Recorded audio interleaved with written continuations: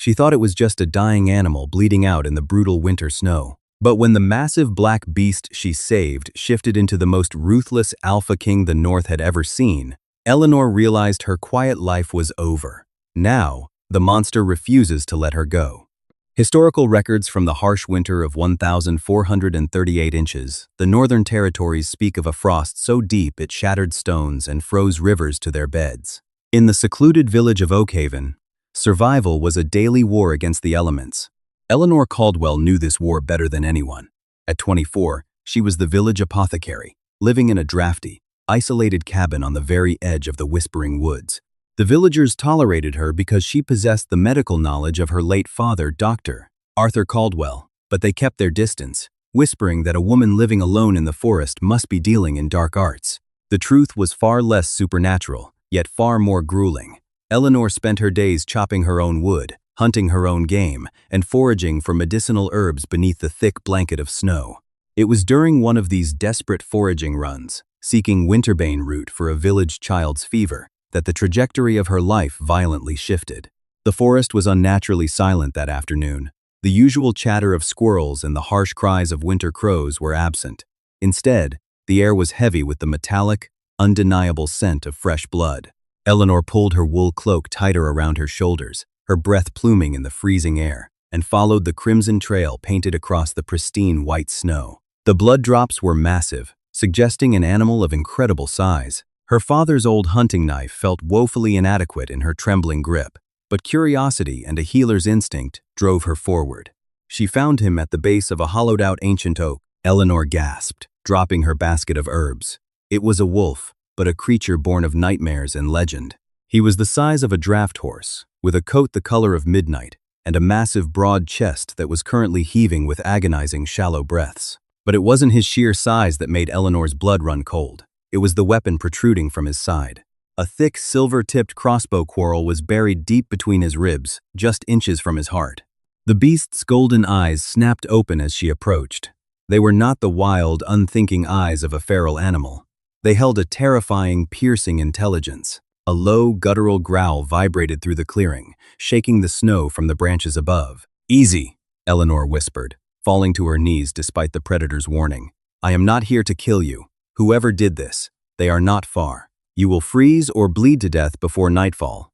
The wolf watched her, its massive jaws parting to reveal teeth that could easily snap her spine. Yet, as she slowly reached out, removing her thick leather glove to press her bare hand against his uninjured shoulder, the beast did not strike. He merely let out a huff of pained air and rested his massive head on the snow. Getting a 300-pound dying wolf back to her cabin was a feat of sheer, desperate endurance. Eleanor fashioned a makeshift sled from fallen pine branches and her own cloak. It took her 3 agonizing hours to drag the beast the half-mile back to her home, her muscles screaming, her lungs burning with the frost. By the time she managed to heave him onto the heavy rug before her roaring hearth, night had fallen, and the wolf was entirely unresponsive. Eleanor went to work. She boiled water, sanitized her father's surgical instruments in strong grain alcohol, and prepared a poultice of yarrow and crushed garlic to stave off infection. The surgery was a nightmare of blood and muscle. When she gripped the shaft of the silver quarrel, the wolf convulsed, a deafening snarl erupting from his throat. "Hold still," she shouted, pressing her entire body weight against his massive neck to keep him from thrashing. "I have to pull it out, or the silver will poison your blood." She didn't know why she said it. Ordinary wolves weren't poisoned by silver, only the mythical lichens the village elders whispered about around the tavern fire. But the flesh around the wound was hissing, turning a sickly, necrotic black. With one sickening wrench, she pulled the quarrel free. The beast howled a sound that shook the very foundations of her cabin, and then went entirely limp. Eleanor frantically packed the wound with the poultice, her hands slick with dark, almost black blood, and began to stitch the torn muscle together with a curved needle and boiled silk thread. For 3 days and 3 nights, Eleanor did not sleep. She tended to the massive beast, forcing water and broth down his throat, changing his bloody bandages, and stoking the fire to keep the shivering animal warm. She spoke to him in the quiet hours of the night, telling him about her lonely life, her father's death, and the cruel isolation of Oakhaven. On the 4th night, the fever broke. Eleanor, exhausted beyond measure, collapsed into the rocking chair beside the hearth and fell into a deep, dreamless sleep. She woke to the sound of breaking bone. The cabin was suffocatingly hot. Eleanor stirred, groggy and disoriented, her neck aching from the awkward angle of the wooden chair. The fire in the hearth had died down to glowing red embers, casting long, dancing shadows across the log walls. The rug where the massive black wolf had lain for the past 3 days was empty. Only a pool of dried blood and shredded bandages remained. Panic seized her throat. She scrambled to her feet, her hand instinctively reaching for the heavy iron poker resting beside the fireplace. Had he escaped? Had the hunters found him? "You have a remarkably heavy hand with a suturing needle, little healer." The voice came from the darkest corner of her cabin. It was a deep, gravelly baritone, rough as coarse grit and dripping with a dark, mocking authority. Eleanor spun around, raising the iron poker. Standing in the shadows near her wash basin was a man. He was towering, easily 6'4", with a physique carved from pure muscle and etched with a map of brutal, silver-white scars. His raven-black hair hung in damp, sweat-slicked waves around a face that was aristocratically handsome but fiercely hardened, and he was completely, unapologetically naked. Eleanor gasped, stepping back so quickly she nearly tripped over her own boots. "Who? How did you get in here? Where is the wolf?" The man stepped into the dim light of the embers. As he moved, Eleanor saw the fresh, red, angry scar on his left side, in the exact spot where she had pulled the silver quarrel from the beast. Her mind fractured, reality tilted on its axis. "No," she breathed, her grip on the iron poker trembling. "That's a myth. The stories. They are just fables to keep children from wandering into the woods." "Fables rarely bleed to death in the snow," Eleanor Caldwell, the man said, casually picking up a linen sheet from her work table and wrapping it around his waist. He knew her name. He had been listening to her when she thought she was talking to an unconscious animal. "My name is Rowan Sterling," he continued, taking a step toward her. The sheer, predatory grace of his movement made every instinct in Eleanor's body scream at her to run. King of the Blood Moon Pack and the undisputed alpha of the Northern Territories. "And you, little healer, have just inserted yourself into a very bloody, very real war." Eleanor pressed her back against the wooden door, her chest heaving. "I saved your life. I pulled the silver from your chest. You owe me." Rowan stopped a few feet away, leaning down slightly to meet her terrified gaze. His eyes, they were the exact same striking, luminous gold as the wolf's. "I do owe you," he murmured, his voice dropping to a low, vibrating hum that made the floorboards tremble. He leaned closer, and she could feel the intense, unnatural heat radiating from his skin. He inhaled deeply, closing his eyes as his nose brushed the curve of her neck. Eleanor froze, paralyzed by a mixture of sheer terror and an inexplicable, electrifying pull. "You smell of pine needles, old paper, and wild honey," Rowan whispered, his lips grazing her skin. "I knew it the moment you laid your bare hand on my fur in the woods. I felt the shock of it through the silver poison." "Felt what?" she managed to squeak out, her heart hammering against her ribs like a trapped bird. "The bond," Rowan stated, pulling back to look into her eyes with a fierce, possessive intensity. "You are my fated mate, Eleanor. The gods have a twisted sense of humor, binding the Alpha King to a fragile human apothecary, but I do not question their design. Mate, you are insane. I am asking you to leave my home before I scream for the village watch," she said, though the threat sounded hollow even to her own ears. Rowan chuckled, a dark, humorless sound. "The village watch? The men who spit at your feet when you walk through the square? The men who call you a witch behind your back?" His expression darkened, the golden eyes flashing with a dangerous anger. "I was not ambushed by human hunters, Eleanor. I was betrayed. My own beta, Kaelin, conspired with Lord Reginald Hastings, the human governor of this territory. They coated their weapons in liquid silver. They meant to slaughter me and take my throne." He reached out, his large, calloused hand gently wrapping around her wrist, easily disarming her of the iron poker. He tossed it aside with a clatter. "Kaelin knows I am not dead. He knows his hunters failed to bring back my body, and Kaelin's wolves can track a drop of my blood across 50 miles of frozen tundra. They will follow my trail, and it leads directly to your doorstep." Eleanor's blood ran cold. "They will kill me. They will try," Rowan corrected, his voice hardening into absolute, unyielding steel. "But you belong to me now, and no one touches what belongs to the king."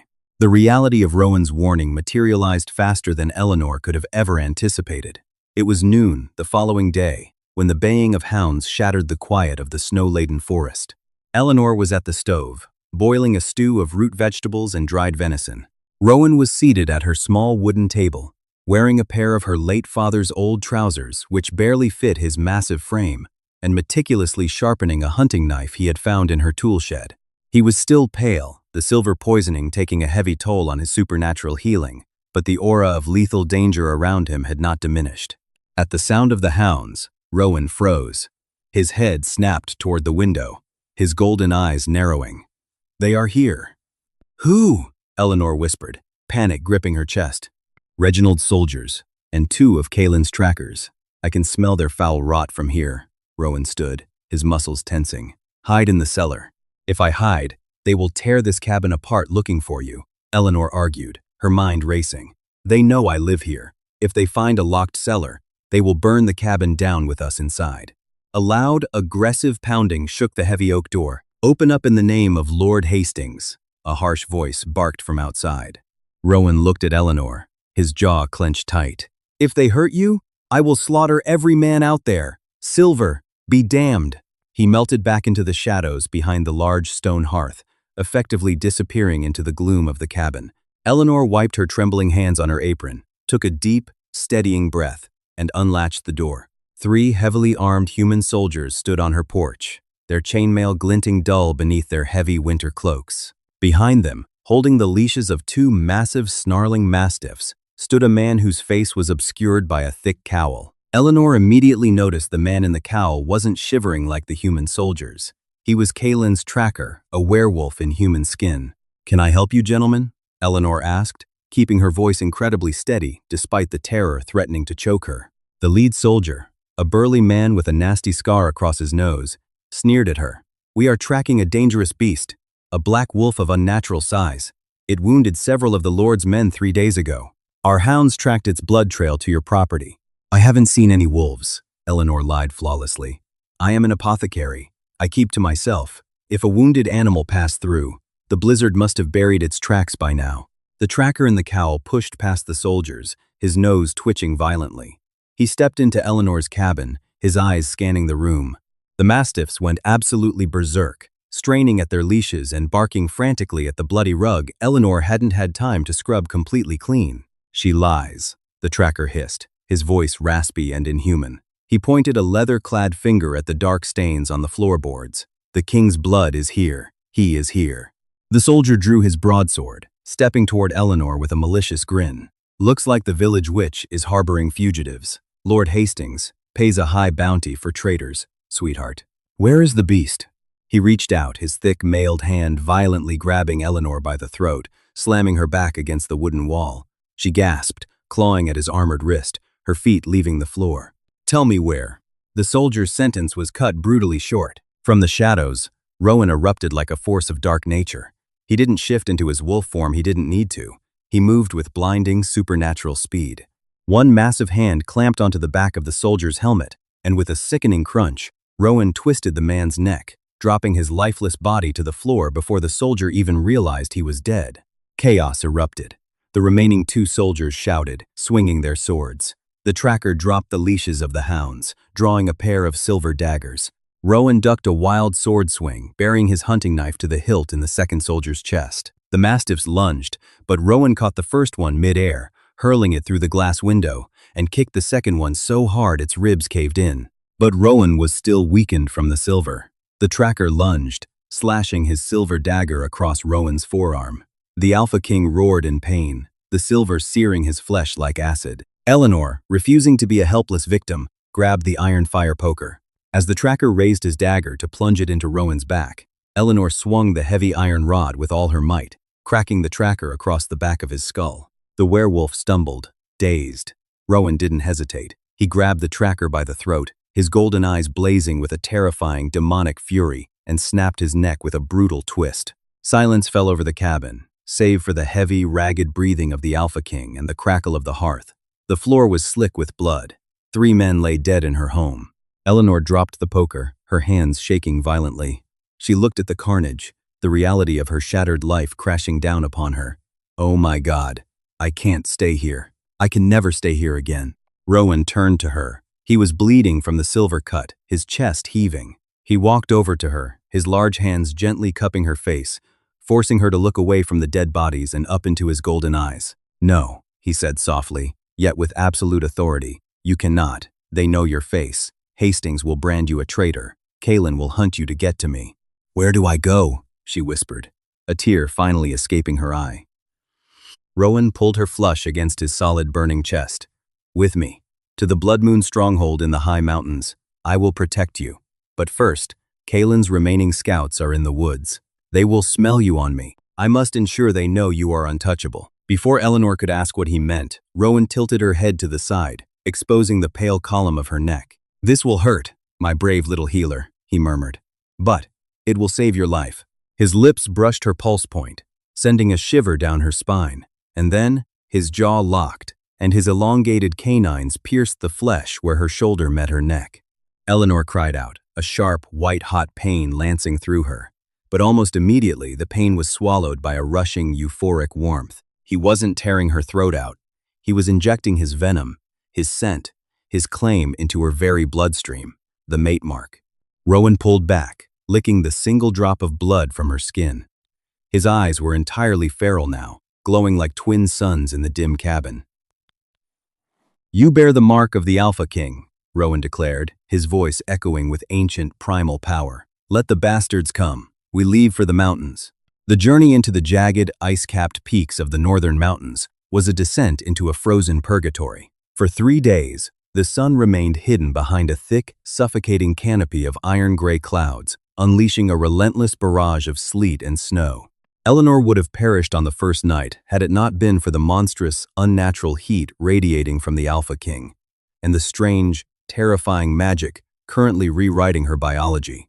The bite on her neck burned with a localized fever, a constant pulsating ache that seemed to throb in time with Rowan's own heartbeat. The venom was not turning her into a wolf. Rowan had explained that such a transformation required a ritual of blood under a full moon, but it was altering her. It was weaving their life forces together, enhancing her human resilience against the bitter cold, and sharpening her senses to an agonizing degree. She could hear the faintest shift of snow beneath the paws of distant foxes. She could smell the metallic tang of oncoming storms hours before the clouds broke. By the evening of the third day, the exhaustion finally broke her. Eleanor stumbled, her leather boots sliding on a patch of black ice concealed beneath the powder. She braced for the bone-shattering impact, but it never came. Rowan caught her with impossible speed, his massive arm wrapped around her waist, lifting her effortlessly against his chest. Even in the sub-zero temperatures, he wore only a simple woolen tunic and her father's coat, yet his skin was a furnace against her shivering frame. "You are fading, little healer," Rowan rumbled, his golden eyes scanning the darkening, treacherous tree line. "The venom is demanding a toll. Your human body is struggling to pay. We need shelter." "I can walk," Eleanor protested weakly, though her head lolled against his broad shoulder. "If we stop, Kaelin's trackers will close the distance." "Let them," Rowan growled, a low, menacing sound that vibrated through her own ribcage. "I am tired of running from cowards." He carried her into a deep, wind-carved cavern, hidden behind a waterfall of solid, blue ice. Inside, it was dry and shielded from the howling gales. Rowan quickly gathered dried moss and splintered pine from the cave's recesses, using a flint and steel from Eleanor's satchel to coax a small, smokeless fire into existence. As the flames cast flickering, amber shadows against the stone walls, Eleanor huddled in her cloak, her teeth chattering uncontrollably. Rowan knelt beside her, his expression softening from that of a lethal predator to something entirely different, something fiercely tender. He reached into her leather apothecary bag to retrieve a vial of willow bark extract to ease her fever. As he pulled his hand from the bag, a heavy, leather-bound journal tumbled out onto the cavern floor. It fell open, revealing pages of intricate anatomical drawings and meticulous, cramped handwriting. It was her father's medical ledger. Rowan picked it up, intending to hand it back, but his golden eyes locked onto the inside cover. He froze. The silence in the cavern stretched, heavy and taut. "Where did you get this?" Rowan demanded, his voice dropping to a dangerous whisper. "It was my father's," Eleanor replied, confused by the sudden tension radiating from him. "Dr. Arthur Caldwell. He recorded all his medical treatments in there." Rowan turned the book so she could see the inside cover. Stamped into the faded leather, nearly obscured by time and use, was an intricate crest, a howling wolf superimposed over a crescent moon, flanked by twin swords. "Eleanor," Rowan said, his gaze piercing her soul. "This is not a village doctor's mark. This is the royal seal of the Blood Moon Pack. It belonged to my father, King Desmond Sterling." Eleanor stared at the crest, her mind spinning. "That's impossible. My father was just a man, a human. He brought us to Oakhaven when I was a child, to escape the city's sickness." "He brought you to Oakhaven to hide," Rowan corrected, his voice laced with sudden, grim realization. Arthur Caldwell was the royal physician to the Alpha King. He was the only human trusted within the walls of Ironhold. 20 years ago, he discovered a plot, a faction of wolves seeking to overthrow my father using a synthesized silver poison. Before he could prove it, my father was assassinated, and Dr. Caldwell vanished. Tears pricked Eleanor's eyes. "He never told me. He lived in fear every day. He made me swear never to venture past the Whispering Woods." "He knew the traitors would eventually take the throne," Rowan murmured, reaching out to gently wipe a tear from her freezing cheek. "And he knew that if they found him, they would kill him, and you. The silver quarrel I was shot with, it was coated in the exact poison your father spent his life trying to cure. Kalen didn't just betray me. He was part of the faction that murdered my father." The revelation struck Eleanor like a physical blow. Her entire life of isolation, the whispered insults of the villagers, the underlying fear in her father's eyes, it was all connected to the massive, deadly king sitting before her. Their fates had been intertwined long before the bleeding wolf had collapsed in the snow. Before she could process the weight of this truth, a sound pierced the quiet of the cavern. It was a low, rhythmic crunching of snow. Footsteps, heavy, deliberate, and numerous. Rowan stood instantly, kicking dirt over the small fire to plunge the cavern into total darkness. His eyes flared brilliant gold in the pitch black. "Stay behind me," he commanded, his voice echoing with the authority of the Alpha. 5 figures stepped through the frozen waterfall at the cave's entrance. They were immense men, clad in dark leather and heavy furs, their eyes glowing with a sickly, pale yellow light. These were Kalen's elite executioners. Leading them was a towering brute with a face marred by a jagged red scar. "Gideon?" Rowan spat the name like venom. "I see Kalen sent his favorite lapdog to do his butchering." "The king is weakened," Gideon sneered, his voice wet and guttural. He drew a pair of long, wicked blades that gleamed with the unmistakable deadly sheen of liquid silver. "And he is burdened by human baggage. Kalen sends his regards, Rowan. Your reign ends tonight." Gideon lunged. The cavern erupted into a blur of extreme violence. Rowan did not shift, but he met Gideon's charge with a roar that shook dust from the ceiling. He dodged the silver blades by millimeters, his massive fist connecting with Gideon's jaw with the sound of a cracking boulder. But there were 4 others. They swarmed Rowan, using the cramped space of the cave to their advantage. Eleanor watched in absolute horror as one of the executioners managed to slice Rowan's thigh with a silver dagger. The king stumbled, a hiss of pain escaping his teeth as the poison seared his veins. "No!" Eleanor screamed. Without thinking, she reached into her satchel, her fingers wrapping around a glass jar containing a highly volatile mixture of powdered sulfur and ground flint, a flash powder she used to signal for help in the deep woods. She hurled the jar at the rocky wall directly above the attackers. It shattered, creating a blinding, deafening explosion of white light and acrid smoke. The wolves howled, clawing at their sensitive eyes. The momentary distraction was all Rowan needed. With brutal, calculated efficiency, he snapped the neck of the wolf closest to him, then drove his knee into the chest of another, collapsing his ribcage. Suddenly, a massive gray wolf burst through the cave entrance, tackling Gideon to the ground. The new wolf was enormous, tearing into the executioner with savage loyalty. Within seconds, the remaining threats were neutralized. The gray wolf shifted back into a tall, lean man with striking green eyes and a face splattered with blood. He fell to one knee before Rowan, bowing his head. "My king," the man breathed, his voice ragged. "I tracked Gideon's squad for 2 days. I am Nathaniel Hayes, commander of the Vanguard. Ironhold believes you are dead. Kalen is crowning himself Alpha King tomorrow at dusk." Rowan gripped Nathaniel's shoulder, pulling his loyal Delta to his feet. He looked back at Eleanor, his golden eyes burning through the lingering smoke. "Then we have a coronation to crash," Rowan declared. Ironhold was not merely a fortress.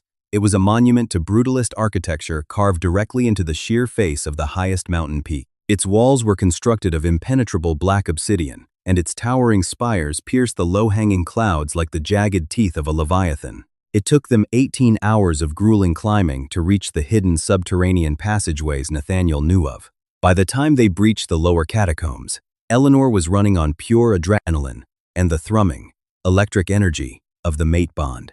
Rowan, despite the lingering silver poisoning, moved with a cold, terrifying purpose. He was no longer just a man or a wolf. He was a walking tempest of vengeance. They navigated the dark, damp tunnels, the sounds of celebration filtering down from the great hall above.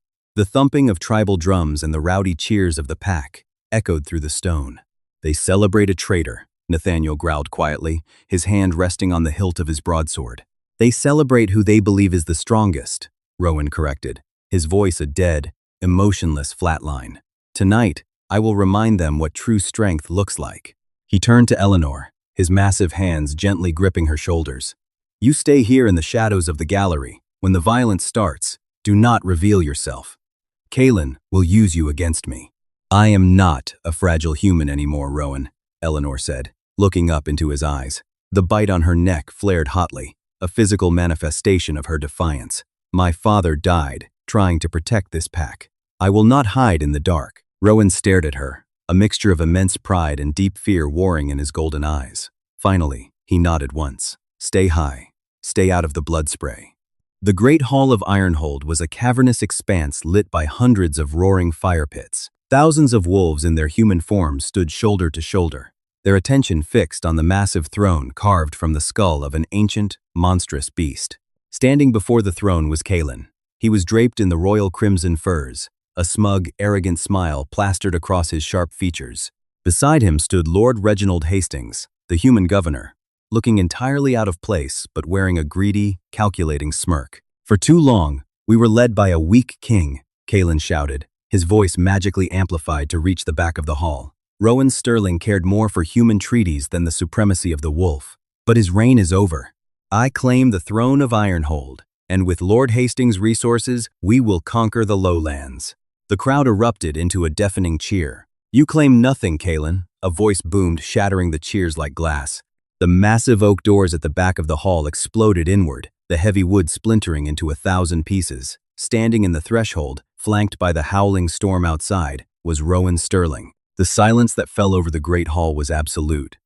It was the suffocating silence of thousands of apex predators collectively holding their breath. Kaelin's smug smile vanished, his face draining of color. "Impossible," he whispered. "You bled out in the snow." "You should have made sure, Beta," Rowan roared, his voice echoing off the vaulted ceilings. He strode down the center aisle, the crowd of wolves frantically parting to make way for their true king. The sheer, overwhelming aura of his alpha command forced weaker wolves to their knees as he passed. "Kill him!" Kaelin shrieked, his composure completely breaking. "He is weakened! Kill the usurper!" A dozen of Kaelin's most loyal guards shifted into massive wolves, their bones cracking and reshaping in horrific seconds, and lunged at Rowan. The Alpha King did not hesitate. He met the charge head-on. Rowan grabbed the first wolf by the jaws, his muscles bulging obscenely beneath his tunic, and physically ripped the beast's jaws apart in a shower of gore. He spun, driving his fist through the ribs of a second attacker, his eyes glowing with an unhinged, demonic gold. He was a force of utter devastation, dismantling Kaelin's elite guard with brutal, terrifying ease. High up on the shadowed balcony overlooking the throne, Eleanor watched the carnage. Her heart hammered against her ribs, but her focus remained sharp. She noticed what no one else did. As the pack's attention was fixed on the bloody spectacle of their king reclaiming his right, Lord Hastings was subtly backing away toward a large, ornate ventilation grate near the throne. In his hands, he held a complex brass contraption, a pressurized bellows. Eleanor recognized the sickly gray dust shimmering inside the glass reservoir. It was weaponized, aerosolized silver nitrate. Hastings intended to pump it into the hall's ventilation, poisoning every wolf in the room, Rowan included. He was going to slaughter them all and take Ironhold for the human crown. Eleanor didn't think. She acted. She sprinted silently along the balcony edge, positioning herself directly above Hastings. She reached into her apothecary bag and pulled out a heavy, thick glass vial filled with a highly concentrated alkaline solution, potash and distilled water, meant for neutralizing severe acid burns. Just as Hastings raised the brass bellows to the iron grate, his finger hovering over the release valve. Eleanor leaned over the stone railing and dropped the heavy vial. It struck the glass reservoir of the bellows with a sharp crack, shattering it instantly. The alkaline solution flooded the aerosolized silver, causing a violent, rapid chemical reaction. The silver dust hissed, neutralizing immediately into a harmless, heavy gray sludge that splattered harmlessly across Hastings' fine velvet boots. Hastings shrieked, dropping the ruined weapon and looking up to see Eleanor glaring down at him from the balcony. The commotion drew Rowan's attention. He had just thrown the last of Kaelin's guards aside. He saw the ruined silver weapon, saw Hastings cowering, and saw his mate standing above it all, breathing heavily, a triumphant fire in her eyes. A terrifying, prideful smile crossed Rowan's blood-spattered face. He turned his gaze back to Kaelin, who was now trembling, backed up against the bone throne. "Your human ally has failed, Kaelin," Rowan rumbled, stalking slowly up the dais steps. "Your guards are dead. Your treason is laid bare." Kaelin drew a silver dagger, wildly slashing at the air. "I will not submit." Rowan moved faster than the human eye could track. He bypassed the silver blade entirely, his massive hand clamping around Kaelin's throat. He lifted the traitor off the ground, Kaelin's legs kicking frantically in the air. "You do not have the privilege of submitting," Rowan whispered, his voice cold enough to freeze the blood in Kaelin's veins. With a sickening, deafening crunch that echoed through the silent hall, Rowan crushed the traitor's windpipe. He tossed Kaelin's lifeless body to the floor at the base of the throne. Rowan turned to face his pack. He was drenched in blood, his chest heaving, his eyes burning with absolute authority. "The traitor is dead!" Rowan roared. "Who else wishes to challenge my claim?" Thousands of wolves, from the highest-ranking warriors to the lowliest omegas, dropped to their knees, exposing their throats in absolute, unquestioning submission. "My king!" The collective voices rumbled through the hall like thunder. Rowan did not sit on the throne. Instead, he turned and looked up at the balcony. "Eleanor," he called out, the lethal edge in his voice melting into a deep, vibrating warmth. "Come down here." Eleanor descended the stone spiral staircase, her heart soaring. As she stepped onto the dais, the pack remained on their knees, their eyes wide with shock. A human female, standing beside the Alpha King. Rowan reached out, pulling her flush against his solid, burning chest. He looked out over his kneeling people. "This is Eleanor Caldwell," Rowan declared, his voice echoing with absolute finality. "Daughter of the true royal physician, she saved your king. She defeated the human assassin. She bears my mark."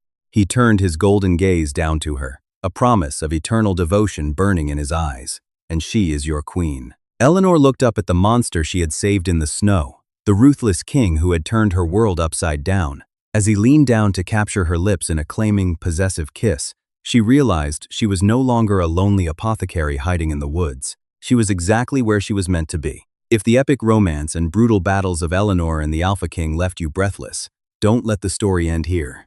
Smash that like button to show your support. Share this thrilling saga with your fellow fantasy lovers, and subscribe to the channel for more dark, captivating tales of magic and mates. Ring the notification bell so you never miss an upload. See you in the next adventure. Hi, my name is Mountain Confessions, the owner and manager of Mountain Confessions. After watching the video, "She saved a dying wolf, now the most powerful Alpha King claims her," I'd really like to know what you think. How did this story make you feel? What stayed with me most was the way compassion completely changed the course of someone's life. She helped a wounded wolf without knowing who or what it truly was, and I think that's what gave the story its emotional core. Real kindness is often shown when there's nothing to gain in return, and that moment made the connection between them feel much deeper than power or destiny alone. Do you think the Alpha King was drawn to her because she saved him, or because her actions revealed the kind of person she truly was?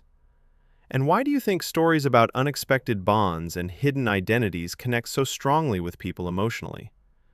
I think stories like this remind us that empathy and courage can open doors we never imagined, especially when we choose compassion instead of fear.